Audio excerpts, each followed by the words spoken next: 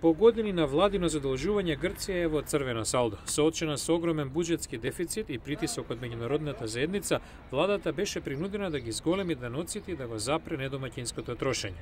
Но многумина Грци велат дека тоа ги разорува нивните животи. Бабис Пападимитрио е новинар во грчкиот весник Катимерини.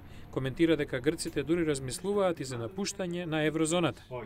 The same people who think that the austerity measures are too harsh.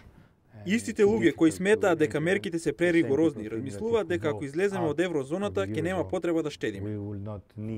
Многу граѓани сметаат дека владата не ги штити нивните права и дека премиерот Папандреу носи одлуки во интерес на глобалните сили, додека грчкиот народ страда.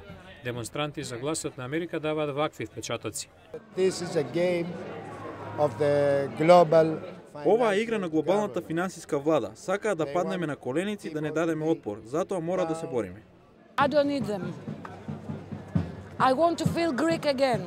Не ми се потребни. Сакам да се чувствувам повторно како гркинка. Јас сега сум германка, американка. Не знам повеќе што сум. Но настрана од протестите, многу грци гледаат на новите мерки како неопходност.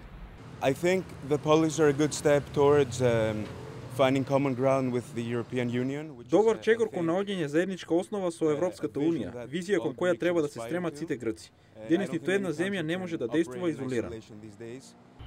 Иднината на Грција во еврозоната е во раце на самата земја. Политичарите мора да балансираат меѓу потребите на нивните граѓани и барањата од глобалните партнери, смета аналитичарката Ванеса Роси.